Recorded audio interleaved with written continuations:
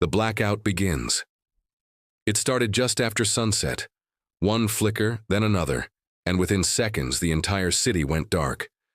At first I thought it was just another power cut, maybe a transformer failure. But then the phone signal died.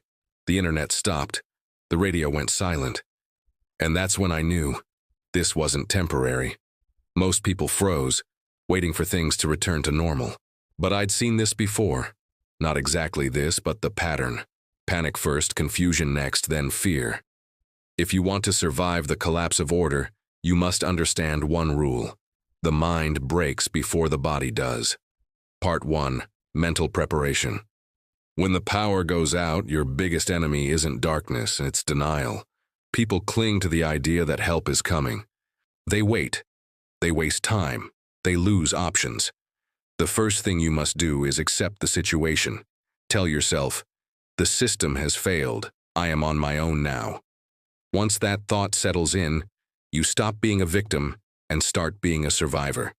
Breathe. Slow your thoughts. Make a plan. Your calm mind is your sharpest weapon. I always keep a small notebook in my emergency kit. That night I opened it and wrote 3 things. 1, secure shelter. 2, secure water. 3, secure light. Simple priorities, no panic, just focus. Part 2, the first tools you need. Light.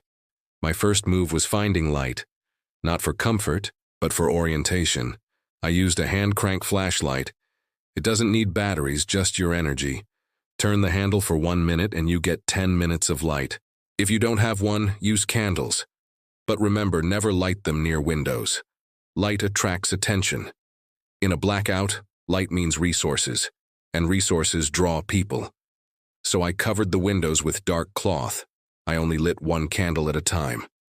And I moved like a shadow inside my own home. Water. After light comes water. Most people think they have plenty, until pressure drops and taps run dry. I filled every container I had, bottles, pots, even the bathtub. Water is life, and it disappears faster than you think. For purification, I used iodine tablets. Small, cheap, effective. If you don't have those, boil water for at least 10 minutes. A metal cup and a portable gas stove are enough. If you have nothing, use charcoal or sand filters improvised from bottles. Remember, dirty water kills slower than thirst, but it still kills. Food and storage. Your fridge will keep cold for 6 to 12 hours. After that, it's a box of bacteria. I took the perishable food out early and cooked everything at once using a small butane stove. I stored the cooked food in sealed containers, then kept them outside in the cool night air. Always think 1 day ahead. Eat what spoils first. Save canned or dried food for later. If you're not prepared, make a habit now. Every home should have at least 72 hours of emergency food: rice, beans, protein bars, salt, honey, and peanut butter. Power and communication. When silence takes over, communication becomes your lifeline. I used a hand crank emergency radio. It can charge your phone through USB and receive local frequencies. That's how I learned the blackout wasn't local. It covered the entire region. A small solar power bank helped me keep 1 flashlight and 1 phone alive for days. Solar panels won't charge fast, but even a little power is better than none.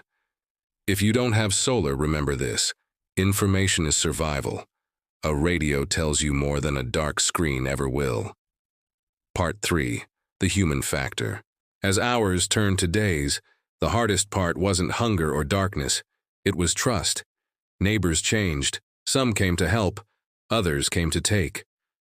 I learned quickly that being polite was fine, but being visible was dangerous. I kept my home dark, quiet, and cold. Noise, light, and smell can betray you.